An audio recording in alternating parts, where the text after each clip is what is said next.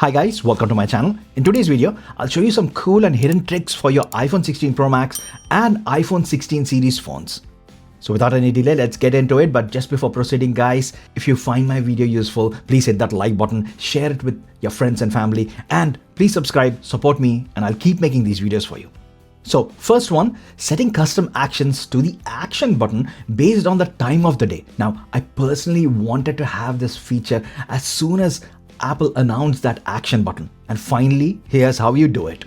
I'm going to set it so from 7 a.m. in the morning to 7 p.m. in the evening, clicking on the action button will open the Instagram app. After that, I want to set it so that it fires off the torch.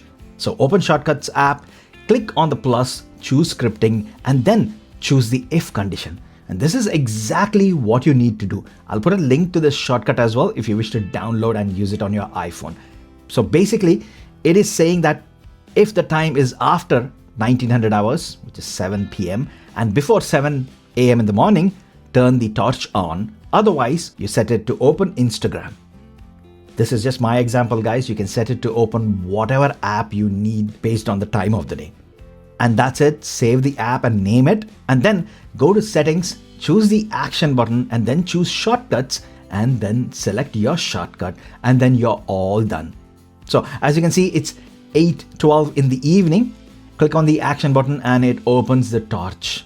You can even see the action animation running here on the dynamic island. And then I waited for the next day. It's 5:15 in the evening. Still have the same shortcut set on my action button. And now if you click on the action button, it opens Instagram. This is really a cool way to totally customize that action button based on the time of the day. Next is still staying on the action button. I'm pretty sure we all had those times where we listen to a song on a radio at a public place or at your office, but you do not want to ask Siri loudly to recognize that song and wait for her vocal feedback. Sounds like you're listening to... Now there is a silent way of doing this. Open the settings app again, go to action button, and then assign this action called recognize music. Now just long press the action button, and without any vocal confirmation or feedback, Siri listens and you get to know what the song is.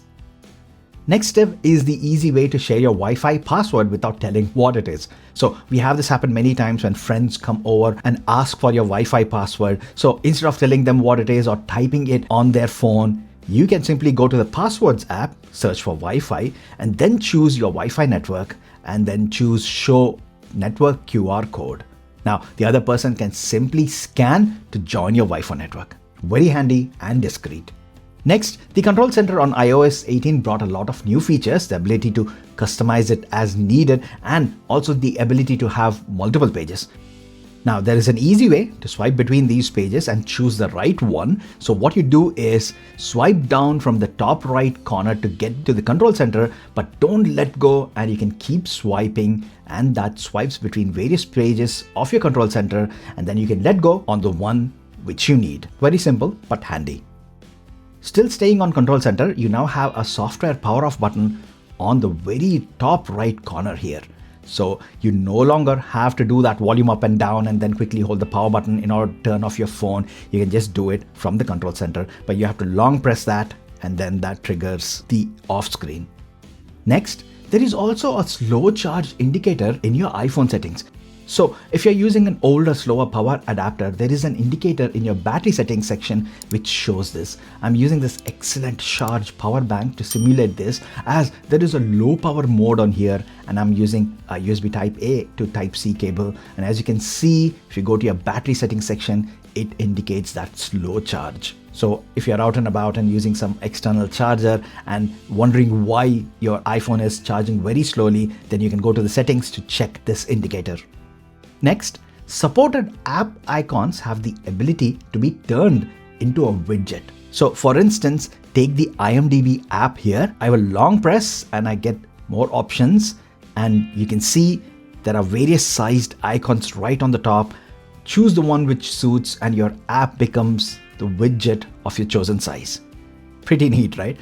Now to get it back into this app icon, simply long press again and choose this first icon.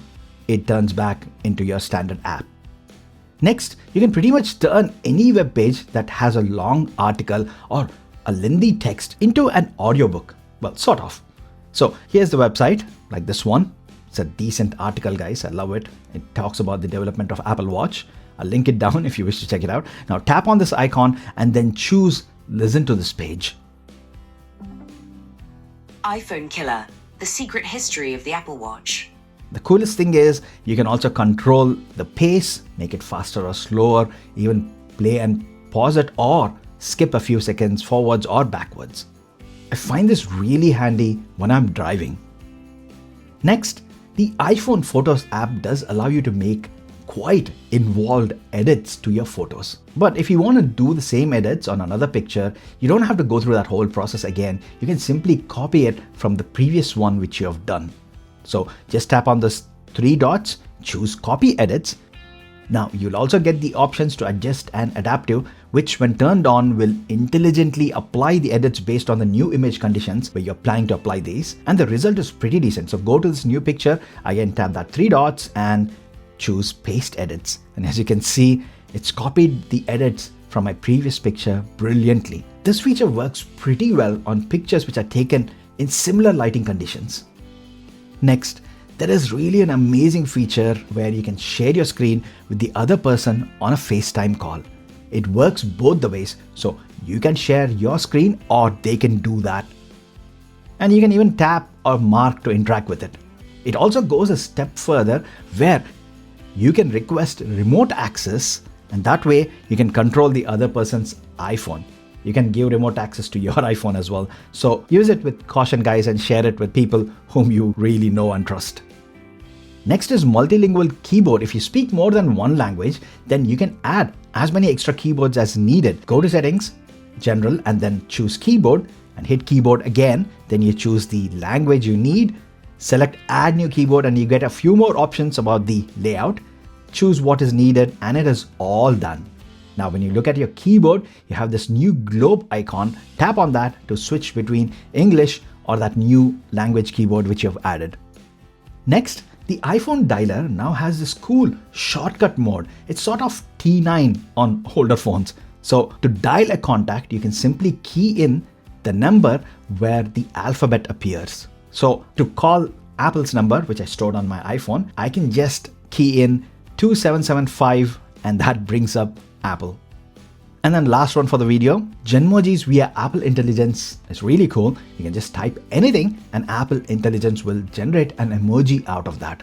Now, if you want to delete them, I know we all tried a few embarrassing ones, then the delete option I found wasn't straightforward. So to get the option to delete, you have to long press on the Genmoji and then let go. And then you'll get that pop-up menu where you have a delete option. You cannot long press for a long time because that won't trigger it. Simply long press it once and then let go and then you get the option. So those are some cool hidden tricks and tips which I found on the iPhone 16 Pro Max and iOS 18. Now some of these will work with older iPhones as well, guys. So check the compatibility and then try. Also, do let me know if you found this useful, and if there is any other cool feature which you want to add to the list, do drop them in the comment section down below. I hope you liked this video. I hope you found it useful. If you did, again guys, hit that like button, support me, share this video with your friends and family, and please do subscribe, support my channel, and I'll keep making these videos for you. I've really got some interesting accessories videos coming up next, so please do subscribe, guys. And that's all for the video. If you stayed until the end, thanks a lot for watching my video until the end. I will see you in my next one. Bye for now.